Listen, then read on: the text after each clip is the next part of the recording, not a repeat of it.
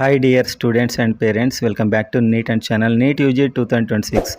Paper అయితే కంప్లీట్గా exam అయితే అయిపోయింది 26 అండ్ మనమంతా కట్ ఆఫ్స్ అండ్ పేపర్ ఎలా ఉంది ఇలాంటివి డిస్కషన్స్ మీద కాన్సన్ట్రేట్ చేస్తున్నాం. కానీ ఒక న్యూస్ అయితే వచ్చేసింది. ఆ న్యూస్ ఎవ్రీ ఇయర్ కూడా ఇలాంటి ఏదో ఒక న్యూస్ అయితే వస్తుంది. ఇది కౌన్సిలింగ్ అయ్యే వరకు ఇలా కొనసాగుతూనే ఉంటుంది. కోర్టు కేసులు ఇవన్నీ జరుగుతూ ఉంటాయి. సో ఈసారి చాలా ఎర్లీగా కీ వచ్చేసింది, చాలా ఎర్లీ కౌన్సిలింగ్ అవుతుంది అనుకున్నాం. కానీ ఒక న్యూస్ అయితే వచ్చింది. మ్యాక్సిమం ఇది మనం చాలా దీని గురించి మనం చూశాక కన్ఫర్మ్ అయ్యాకే వీడియో అయితే చేయడం జరుగుతుంది.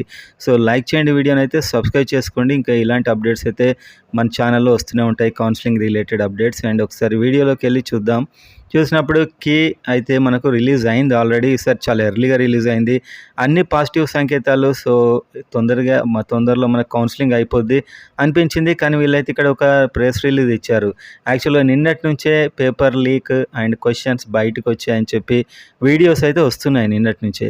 ఇది ఎప్పుడైనా కూడా మనకు టోటల్గా 23 lakhs స్టూడెంట్స్, అన్ని స్టేట్లు, ఎక్కడో ఒక మూల చిన్న ఇన్సిడెంట్ జరిగినా అందరికీ ఎఫెక్ట్ అవుతుంది. సో ఇంతమంది హార్డ్ వర్క్ అయితే వేస్ట్ అవుతుంది, ఇంతమంది టెన్షన్తో బాధపడాలి. ఎందుకంటే ఈ కంట్రీ మొత్తం మీద ఏదో ఒక మూల, మ్యాక్సిమం మన తెలుగు స్టేట్స్లో జరగదు, ఎక్కడో ఒక మూల అయినా కూడా ఇదంతా కూడా ఎఫెక్ట్ అవుతూ ఉంటుంది. మళ్ళీ ఎవరైనా కోర్టులో కేసు వేస్తారు, రకరకాల ఇదంతా కూడా కౌన్సిలింగ్ లేట్ అవుతూ ఉంటుంది. అండ్ రీనీట్ అని చెప్పి న్యూస్ వస్తూ ఉంటుంది. సో ఇప్పటివరకు అయితే అలా ఏమి రాలేదు. సో ఇక్కడ జరిగింది ఏంటంటే 3rd మే నాడు ఎగ్జామ్ చాలా జాగ్రత్తగా నిర్వహించాం, జీపీఎస్, సీసీ కెమెరాస్ అన్నీ పెట్టాం, చాలా ఎక్సలెంట్గా చేశామని ప్రెస్ రిలీజ్ ఇచ్చారు. కాకపోతే ఏంటంటే 7th రోజు మాత్రం ఒక న్యూస్ బయటకు వచ్చింది. ఇది రాజస్థాన్కి సంబంధించి అక్కడి నుంచి అయితే ఒక న్యూస్ వీళ్ళకి వచ్చింది. ఎన్టీఏకి ఏంటంటే అది ఒక 300 క్వశ్చన్స్ ఒక పేపర్ అయితే ఒకరి దగ్గర దొరికింది. అందులో 140 ఎన్టీఏ ఎగ్జామ్తో మ్యాచ్ అవుతున్నాయి అనేది దాని యొక్క సారాంశం. సో ఎన్టీఏ ఎగ్జామ్ అది వాళ్ళు నీట్కి సంబంధించిన కోచింగ్ సెంటర్ ఆర్ సంథింగ్ అదైతే ఉంది. సో ఇలా ఎలా మ్యాచ్ అవుతాయి ఎగ్జాక్ట్గా, ఇది లీకేజ్ అని చెప్పి వీళ్ళకైతే ఇన్ఫర్మేషన్ వచ్చింది. వచ్చిన వెంటనే వీళ్ళు దీన్ని ఇన్వెస్టిగేటివ్ ఏజెన్సీలకైతే ఇచ్చారు. వాళ్ళు ఇన్వెస్టిగేషన్ చేస్తున్నారు. 13 మందిని అరెస్ట్ చేసినట్లు కూడా న్యూస్ వస్తుంది రకరకాల ప్రదేశాల్లో. సో ఇక్కడ ఏంటి అంటే సమస్య, ఇప్పుడు రీనీట్ ఉంటుందా లేదా? సో ఇక్కడ ఇంత మనకి ఎంటైర్ కంట్రీలో ఒక చోట లీక్ అయితే పేపర్ ఎన్ని చోట్లకు వ్యాపించింది, అది ఎంత దూరం వెళ్ళింది. ఇప్పటికైతే 13 మెంబర్స్ని అరెస్ట్ చేశారు. మ్యాక్సిమం ఇదేంటంటే ఒక చిన్న గ్రూప్గా కొందరికి మాత్రమే వెళ్తే వాళ్ళకి తగినటువంటి పనిష్మెంట్స్ ఉంటాయి. సో ఇదైతే ఇప్పుడు ఇన్వెస్టిగేషన్లో ఉంది ప్రజెంట్గా. దానికి సంబంధించి వీళ్ళు ఇచ్చిన సారాంశం అయితే వాళ్ళకి ఇన్వెస్టిగేటివ్ ఏజెన్సీస్కి కావాల్సిన టైం ఇచ్చేద్దాం.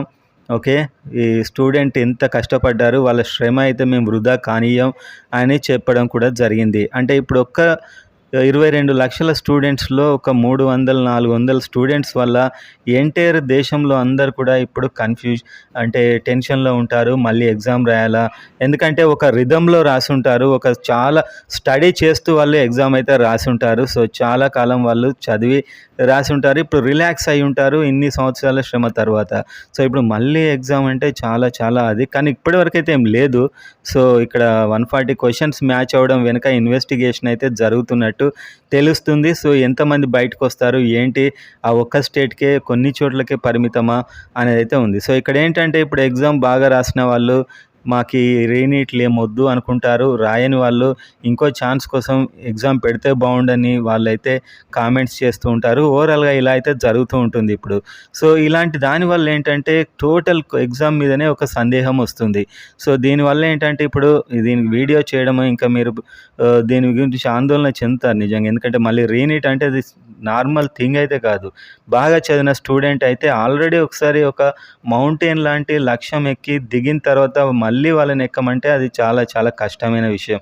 అలా జరగదు మ్యాక్సిమం. ఎవ్రీ టైం ఇలాంటివి వస్తుంటాయి, కానీ ఎప్పుడు కూడా జరగదు. ఆ లిమిటెడ్ పీపుల్కి పెట్టారు ఇంతకుముందు సంవత్సరాల్లో, కానీ మొత్తం ఎంటైర్ మళ్ళీ పెట్టడం అంటే చాలా చాలా కష్టమైన విషయం. ఎందుకంటే మన స్టేట్లో అలాంటివి జరిగే అవకాశాలు చాలా తక్కువ అని అయితే మనకు ఎప్పుడు హిస్టరీలో మన స్టేట్స్లో జరగలేదు యాక్చువల్గా.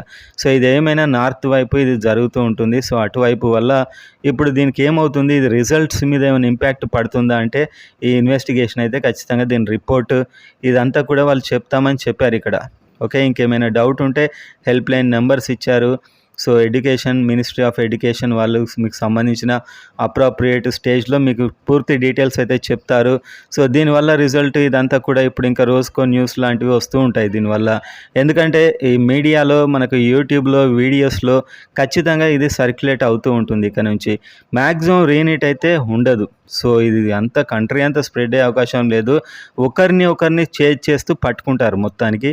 సో అనుకుంటున్నాను నేను. సో మొత్తానికైతే ఇలా చేసిన వాళ్ళైతే పనిష్మెంట్ గురి కావాలి ఖచ్చితంగా. బాగా చదివిన స్టూడెంట్స్ అయితే మళ్ళీ వాళ్ళకు హార్డ్ వర్క్ చేయాల్సిన అవసరం రావద్దని నేను కోరుకుంటున్నాను.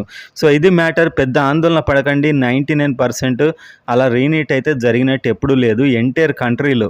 సో లిమిటెడ్ ప్లేసెస్లో జరిగే అవకాశాలు ఉంటాయి. సో దీనివల్ల మీరైతే కంగారు పడకండి. వాళ్ళు ఇన్వెస్టిగేషన్ చేస్తున్నారు. సో 13 మెంబర్స్ అరెస్ట్ అయ్యారంటే ఇంకా దానికి సంబంధించి ఇన్వెస్టిగేషన్ జరుగుతుంది నాకు తెలిసి. దాని మీద వాళ్ళు కంప్లీట్ అందరిని అరెస్ట్ చేస్తారు. సో ఇది మన స్టేట్లోకి ఎఫెక్ట్ అయ్యే అవకాశం అయితే లేదు. ఒక స్టేటే అని నేను అనుకుంటున్నాను. సో ఇంకా యాక్యురేట్ అయితే లేదు. సో అది గెస్ పేపరా రియల్ పేపర్ ఇంత గెస్సింగ్ అయితే ఉండదు నాకు తెలిసి. సో ఏదో సంథింగ్ అయితే ఉంది. సో దాన్ని వాళ్ళు ఇన్వెస్టిగేషన్లో బయట పెడతారు. సో ఇదైతే యాక్చువల్గా న్యూస్. సో ఇలాంటిది వీళ్ళు దీనికి ఇంకో క్లారిఫికేషన్ అయితే ఇస్తారు. సో మళ్ళీ ఇంక ఎగ్జామ్ అనే ఆందోళన పడకండి. అలా ఉండదు మ్యాక్సిమం. సో చూద్దాం ఇన్వెస్టిగేషన్లో ఏమొస్తుంది అనేది.